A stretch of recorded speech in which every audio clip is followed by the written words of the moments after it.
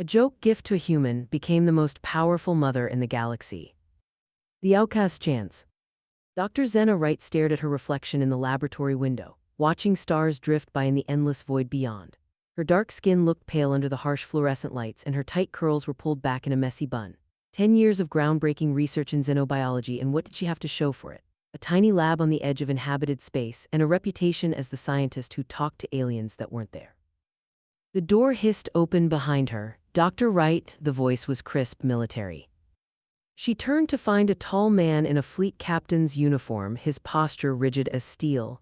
His name tag read Vale M. Captain Marcus Vale, he said, not offering his hand. I'm here to recruit you. Zena raised an eyebrow. The fleet banned me from their research programs 3 years ago, said my methods were unreliable and potentially dangerous. Times change. Vale pulled up a holographic display. A massive crystalline structure floated in space, its surface reflecting starlight in impossible patterns. This appeared in the Carina sector 2 weeks ago. It's alive, Doctor, and it's growing. Zena stepped closer to the hologram, her heart racing. The crystal structure was unlike anything she'd ever seen, organic yet geometric, chaotic yet perfectly ordered. Have you tried communicating with it? 3 xenolinguists have tried, 2 quit, 1 had a mental breakdown. Vale's expression darkened. We need someone different, someone who can think beyond conventional methods. You mean someone with nothing left to lose? Zena smiled bitterly. That's why you're here, isn't it? I'm your last resort. You're our only resort. Vale switched off the hologram. Pack your things, we leave in an hour. The journey to the research vessel Hyperion was tense. Vale barely spoke except to give clipped answers about the crystal's discovery. Zena spent the time reviewing the data they had collected. The crystal's energy readings were off the charts, but what fascinated her most were the patterns, subtle vibrations that seemed almost like music, she whispered. What? Vale looked up from his tablet. These energy patterns, they're not random, they're harmonics, like a song played on an impossible instrument. She showed him the wavelength analysis. We've been trying to talk to it, but maybe we should be listening instead. Vale studied her for a moment. This is why they called you unstable, isn't it? You see patterns where others see noise. Everything in the universe has a pattern, Captain. Even chaos has its own rhythm. She met his gaze. You just have to know how to dance with it. The Hyperion was massive, a city in space dedicated to research. But as they approached the crystal, Zena forgot everything else. Up close, it was even more beautiful and more alien. Its surface shifted like liquid glass, and colors rippled through it that had no names in human language. Your lab is ready, Vale said as they walked through the ship's corridors. You'll have complete access to our scanning equipment, but all communication attempts must be monitored. You're afraid I'll go mad like the others. I'm afraid you won't. He stopped walking. Because if you're right, if this thing really is trying to communicate, then everything we think we know about alien life is wrong, and that terrifies a lot of powerful people. Zena's new lab was state-of-the-art, with windows offering a direct view of the crystal. As soon as Vale left, she began setting up her equipment, including several devices of her own design. Hours passed as she recorded and analyzed the crystal's emissions. At hour 13, she found it, a pattern within the pattern, a message hidden in harmonics. Her hands trembled as she adjusted her instruments to match the frequency. The crystal pulsed once, bright enough to illuminate the entire lab. Hello, Stardancer, a voice whispered in her mind. We have waited so long for you. Zena gasped, her vision swimming with colors she'd never seen before. The last thing she saw before losing consciousness was Captain Vale rushing into the lab, his face transformed from stern authority to genuine concern. She had made first contact, but this was just the beginning of a journey that would change not only her life but the fate of multiple civilizations. As darkness took her, one thought remained: she wasn't crazy after all. She had simply been born with the ability to hear a song that the rest of humanity wasn't ready to dance to. Yet, Crystal Song. The medical bay's soft beeping pulled Zena back to consciousness. Her head throbbed with echoes of alien music, beautiful and terrible. Captain Vale sat beside her bed, his usual stern expression replaced by dark circles under his eyes. 3 days, he said before she could ask. You've been unconscious for 3 days. The crystal, it's changed. Zena tried to sit up, but her body felt heavy. Changed how? It's singing. Vale helped her up, his touch surprisingly gentle. Everyone can hear it now, a sound like glass bells and starlight if starlight had a voice. I need to see it. She swung her legs over the bed's edge, ignoring the dizziness. They're waiting for me. Vale's hand tightened on her arm. What exactly happened in that lab, doctor? Zena met his gaze. They're called the Luminari. They are guardians of something ancient, something that predates human civilization. She touched her temple. They showed me visions, Captain, their history, their purpose, their fall. Their fall. They were nearly wiped out thousands of years ago by beings they called the Void Hunters. The crystal nexus, it's not just a life form, it's an arc, a seed waiting for the right moment to bloom. Vale helped her to the observation deck. The sight took her breath away. The crystal had transformed, its surface now flowing with patterns that reminded her of neural networks. Tendrils of light reached out into space, forming complex geometric shapes that shifted and evolved.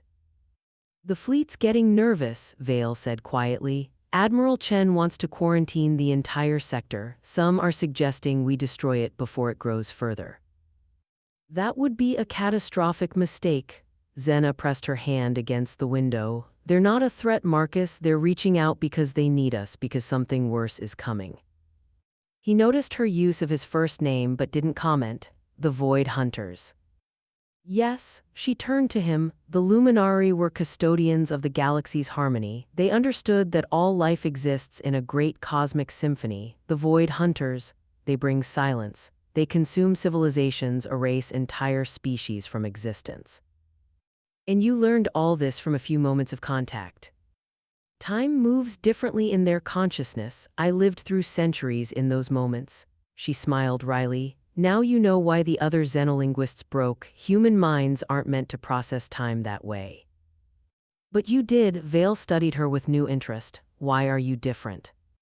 Before she could answer, alarms blared throughout the ship. The crystal's light patterns had changed, becoming more urgent. A research assistant burst onto the observation deck, face pale. Captain, we're detecting quantum anomalies at the edge of the system. Massive energy signatures unlike anything in our database. Vale straightened. How many? 7, no 12, they keep appearing. Zena felt Nexus's fear ripple through her mind. They found us, she whispered. The hunters, they sensed Nexus awakening. How long do we have? Hours, maybe less. She grabbed Vale's arm. Marcus, we need to evacuate the non-essential personnel, but I have to stay. Nexus and I, we're connected now. They chose me for a reason. Vale was silent for a long moment, his military training warring with something else in his expression. Finally, he nodded. I'll give the evacuation order, but I'm staying too. That's not necessary. Dr. Wright, Zena, his voice softened. 3 days ago, I thought you were just another brilliant scientist who'd lost her way. Now I'm watching you communicate with an alien intelligence that could revolutionize our understanding of the universe. Whatever happens next, I want to see it through. The next few hours were chaos. As evacuation ships departed, Zena worked frantically in her lab, using her connection with Nexus to understand their technology. The crystal entity was teaching her things that seemed like magic, how to manipulate quantum fields, how to sing to the fabric of space itself. Vale coordinated with the remaining crew, converting the Hyperion from a research vessel to a makeshift battleship. But against an enemy that could erase matter from existence, what chance did they have? As the last transport jumped to safety, Zena felt anew. Presence in her mind, Nexus's consciousness expanded, showing her one final secret. Her eyes widened. Marcus, she called him over to her console. I know why they chose me, why I could hear them when others couldn't. She pulled up her genetic profile, highlighting a sequence that pulsed in sync with the crystal's light. I'm not fully human. Somewhere in my ancestry, thousands of years ago, the Luminari left their mark, a dormant gene waiting to be awakened. Vale stared at the display. What does that mean for you? It means I can do more than just communicate with them. Her hands began to glow with the same ethereal light as the crystal. I can become one of them. The ship's sensors screamed. The Void Hunters had arrived, their ships like tears in the fabric of reality. As the crew watched in horror, stars began to vanish where the hunters passed, replaced by absolute darkness. Zena looked at Vale, her eyes now shimmering with alien light. Trust me. He took her glowing hand without hesitation. Always. Together, they turned to face the coming darkness, while behind them, Nexus's song rose to a crescendo that shook the very foundations of space and time. Echoes of light. The Void Hunters' ships hung in space like wounds in reality, their surfaces absorbing all light. Through the Hyperion's viewscreen, Zena watched stars blink out one by one, creating an expanding sphere of absolute darkness. Status report, Vale barked, his calm voice belying the tension in his shoulders. 12 Hunter vessels detected, Captain, Lieutenant Park responded from tactical. They're arranging themselves in a dodecahedron formation around us. We're being caged in. Zena's skin tingled with otherworldly energy. Through her connection with Nexus, she felt the crystal's memories of the last Great War, billions of lives extinguished, entire civilizations reduced to cosmic dust. The Void Hunters didn't just kill, they erased, removing their victims from the very fabric of existence. They're trying to contain Nexus's power, she said, her voice carrying ethereal harmonics. They remember how the Luminari fought them before. Vale turned to her. How did they fight them? With song, Zena stepped forward, her feet now hovering inches above the deck. The universe isn't just matter and energy, Marcus, it's music. The Luminari understood that everything, planets, stars, life itself, vibrates with its own unique frequency. The Void Hunters, they bring discord, silence, the end of all songs. The ship shuddered as the first attack hit, not weapons fire but waves of anti-energy that made reality itself shiver. Warning lights flashed across every console.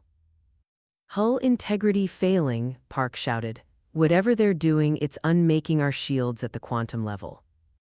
Vale grabbed Zena's arm. If you have a plan, now would be the time. She met his gaze, her eyes now swirling with galaxies. Nexus has been teaching me their songs, but I need your help, all of you. Human consciousness, it resonates differently than Luminari awareness. Together, we might create something new, something they won't expect. What do you need us to do? Link with me. Through Nexus, we can join our minds, create a harmony they can't silence. She looked around at the terrified crew. I know it's asking a lot. The human mind isn't meant to touch alien consciousness this way. It will change you. Vale straightened. You heard her. This is voluntary. Anyone who wants to leave. We're staying, Captain, Park interrupted, speaking for the entire bridge crew. Earth is next if we fail here. We all knew the risks when we signed up. Zena's heart swelled with pride and fear. These humans, facing incomprehensible danger, chose to stand their ground. She reached out with her newfound powers, creating a web of crystalline energy that connected each crew member to Nexus. The sensation was overwhelming. 50 human minds merged with ancient alien awareness, creating something entirely new. Through their shared consciousness, Zena saw everything: Vale's hidden warmth beneath his military exterior, Park's brilliant tactical mind, the engineer's deep understanding of quantum mechanics, the medical officer's intuitive grasp of biological systems. Together they began to sing. The sound started deep in their collective consciousness, a harmony of human emotion and Luminari wisdom. It rippled through space, visible as waves of crystalline light. Where it touched the Void Hunters' ships, their absolute darkness flickered. But the Hunters responded with their own anti-song, a vacuum that threatened to devour their harmony. Zena felt minds breaking under the strain. She caught them, held them together, even as her own consciousness threatened to shatter. Hold on, she called, both verbally and mentally. We need to go deeper. Through their link, Vale's strength flowed into her. His military discipline combined with her scientific insight, creating new patterns in their shared song. Other crew members added their own notes: courage, determination, love, hope. Emotions the Void Hunters couldn't comprehend. The crystalline web expanded, encompassing the entire battlefield. Where light and darkness met, space itself seemed to hold its breath. Then Zena felt it, a weakness in the Hunters' defense. Their perfect geometry had a flaw, a resonance frequency that made their anti-energy vibrate in sympathy with the Luminaries' ancient songs. There, she directed their combined consciousness toward that weakness. Their harmony shifted, focused, became a spear of pure creation aimed at entropy's heart. The first hunter ship shattered, its darkness dissolving into sparks of newborn light. The others recoiled, their formation breaking. In that moment of chaos, Nexus's power surged through Xena and the crew, transforming their song into a tsunami of radiance. 3 more hunter ships fell, but the victory was costly. Crew members collapsed, their minds strained to breaking point. Blood trickled from Vale's nose as he struggled to maintain the connection. "Xena," he gasped, "we can't hold this much longer." She knew he was right. Human brains weren't designed to channel this kind of power. Even her hybrid genetics were barely coping with the strain, but the remaining hunters were already regrouping, adapting to their defense. Then Nexus showed her another vision, a doorway between dimensions, a place where light and darkness could coexist in perfect balance, the next stage of evolution for both species. "Trust me one more time," she whispered to Vale. His response flowed through their link, always. Xena began to sing a new song, unlike anything human or luminary. It was a bridge, a transformation, a quantum leap of consciousness. As her voice rose, her body began to change, becoming something that existed between states of matter. The Void Hunters sensed the change. Their remaining ships turned to flee, but it was too late. The song had become a key, unlocking a door that had been sealed since the universe was young. Light flooded the battlefield, not destroying the darkness but embracing it, transforming it. In that blinding moment, Xena felt herself becoming something more than human, more than luminary. And she wasn't alone. As the light faded and normal space reasserted itself, she turned to find Vale and the surviving crew members changed as well. Their bodies glowed with internal light, their eyes reflecting the same cosmic awareness that filled her. "What are we?" Vale asked, his voice carrying new harmonics. Xena smiled, taking his luminescent hand in hers. "We're the bridge," she said, "the first of something new, a species that can sing both to light and darkness." But even as they marveled at their transformation, warnings blared across the ship's sensors. The battle was won, but the war was far from over. Somewhere in the darkness between stars, more hunters were awakening. And this time they would come with Everett. The awakening. The Hyperion drifted through space, its hull now threaded with crystalline veins that pulsed with internal light. In her quarters, Xena studied her reflection, her skin shimmered with constellations that moved beneath the surface, and her eyes held depths that seemed to contain entire galaxies. The door chimed with a musical note that resonated with her transformed consciousness. "Enter," she sang, the word rippling through the ship's crystalline networks. Vale stepped in, his own transformation equally stunning. The military stiffness was gone from his movements, replaced by a fluid grace that seemed to bend space around him. "The fleet's approaching," he said. "They're not happy." "How could they be?" Xena turned from the mirror. "We've become what humanity has always feared, something beyond their control, beyond their understanding." Through their shared consciousness, she felt the crew's mixed emotions. 27 had survived the transformation. 27 humans who were no longer entirely human. They could perceive quantum states, communicate through harmonic resonance, and manipulate the very fabric of reality through their songs. "Admiral Rochester is leading the fleet personally." Vale moved closer, his energy field synchronizing with hers. "She's demanding we surrender for quarantine and study. And if we refuse, they'll try to destroy us." His light dimmed slightly. "They're afraid we're no longer human enough to trust." Before Xena could respond, Lieutenant Park's consciousness rippled through the ship's network. "Multiple quantum disturbances detected. The hunters, they're back, and they've brought an armada." Xena and Vale materialized on the bridge in a flash of crystalline light.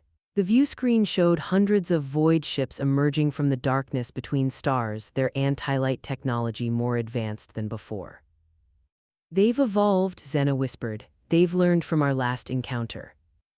The bridge crew, all transformed, shared information through their collective consciousness faster than words could convey.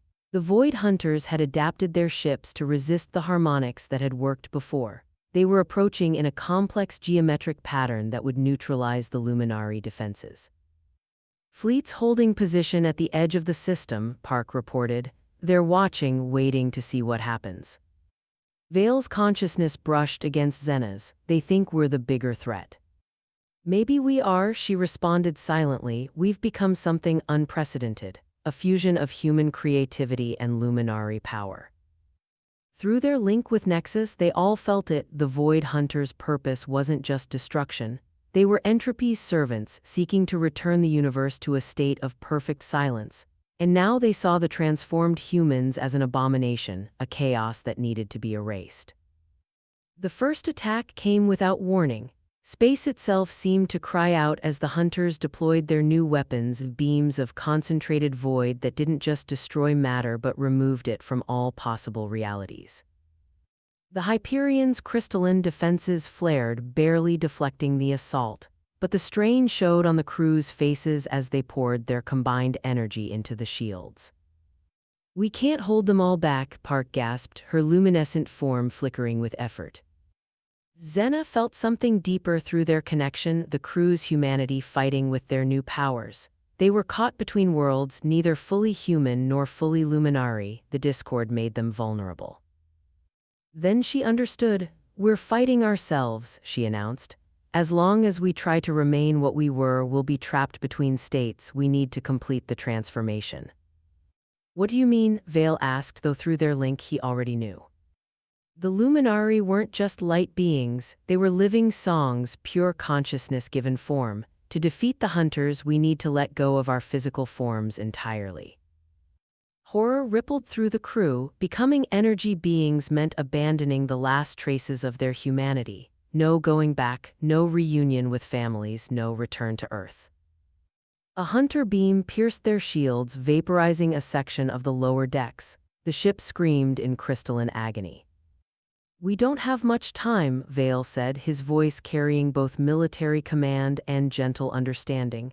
But this has to be a choice. I won't order anyone to give up their humanity. Through their shared consciousness, memories flowed.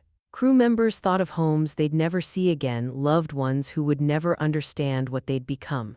Yet alongside the grief came something else, a sense of purpose, of evolution, of transcending the boundaries that had always limited their species. One by one they made their choice. Zeno reached for Vale's hand, their fingers intertwining with threads of light, together.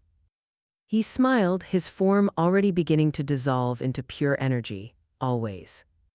The transformation began as a song, each crew member adding their voice to a harmony that had never been heard in this universe. Their bodies became light, their consciousness expanded beyond physical limitations. The Hyperion itself, infused with their crystalline energy, began to transform with them. Through their expanded awareness, they felt the human fleet watching in awe and terror. They felt the Void Hunters recoiling from their metamorphosis. And they felt something else, other consciousnesses awakening across the galaxy, responding to their song. But before they could complete their transformation, the Hunters launched their full assault. The void weapons struck from all directions, attempting to silence their song before it could reach its crescendo. Caught between states, neither physical nor pure energy, the crew faced their greatest challenge. And in orbit around a distant star, humanity watched as their former colleagues fought a battle that would determine not just their fate but the very nature of existence itself. The final movement of their cosmic symphony was about to begin. Stardancer. The universe held its breath as 27 beings of pure light faced an armada of darkness. The transformed crew of the Hyperion hovered in space, their crystalline forms pulsing with newfound power. Behind them, the human fleet watched. Before them, hundreds of Void Hunter ships waited like a wall of absolute night. Zena's consciousness, now vast enough to encompass star systems, reached out to touch each of her transformed crew members. Their songs had become one, a harmony complex enough to alter reality itself. At the center of their formation, Marcus Vale's energy form synchronized with hers, their light intertwining in patterns that made nearby stars dance. They're afraid. Vale's thoughts merged with hers, not just the hunters, our own people. Through their expanded awareness, they sensed the human fleet's turmoil. Admiral Rochester was preparing to give the order to fire not at the hunters but at her own transformed species. In her mind, they were no longer human, no longer trustworthy. The Void Hunters struck first. Their weapons had evolved, firing beams of concentrated entropy that threatened to unravel not just matter but the quantum strings that held reality together. Space itself screamed as holes were torn in its fabric. But the transformed crew was ready. Their consciousness expanded, their bodies becoming pure song. They moved in impossible geometries, their light bending around the hunters' attacks. Where void beams struck, they responded with harmonies that reinforced the very structure of spacetime. Now, Zena's voice resonated across dimensions. Remember what we are, not just light, not just energy, but the bridge between all states of being. Their combined consciousness reached out, touching the quantum field itself. They began to sing a song that had never been sung before, not luminary, not human, but something entirely new. A melody that spoke of evolution, of transcendence, of finding harmony in chaos. The hunters recoiled as the song took physical form. Crystalline structures grew between the stars, forming a vast lattice of light. Each crystal face reflected a different reality, showing possibilities that had never been explored. But the hunters were ancient, set in their purpose. They could not allow this new form of life to exist. Their ships formed a perfect sphere around the transformed crew, preparing to create a void so complete that nothing, not even thought, could escape. That's when Zena understood their true purpose. The hunters weren't evil, they were balance. Where there was light, there must be darkness. Where there was creation, there must be entropy. The universe needed both. Listen, her consciousness expanded to encompass both her crew and the hunters. We don't have to destroy each other, we can create something greater. Through their shared awareness, she showed them a vision, light and darkness dancing together, creation and destruction in perfect balance. The song changed, incorporating silence as part of its harmony. In the spaces between notes, new possibilities emerged. The hunters hesitated. For the first time in their ancient existence, they encountered beings who could speak to both light and void. Through the crystalline network, Zena felt their consciousness, vast, cold, yet not without its own strange beauty. Lieutenant Park's energy form pulsed with sudden insight. The crystals, they're not just conducting our song, they're amplifying it across all realities. Vale's consciousness merged with Zena's, adding his strength to hers. Show them who we are, all of us.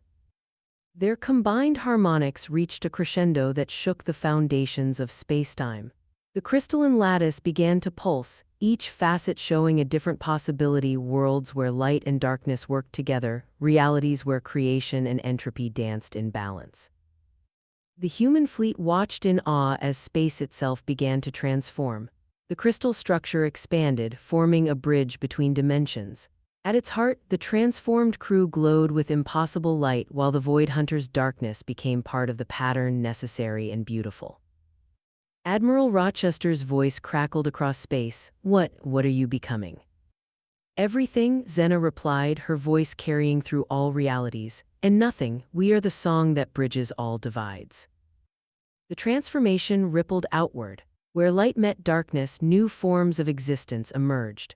The crystal lattice became a living network connecting all points of space and time. Through it, the crew could feel other consciousnesses awakening across the galaxy, more humans with the dormant luminary gene ready to evolve. The Void Hunters, understanding at last, allowed their darkness to become part of the pattern. Their ships merged with the end.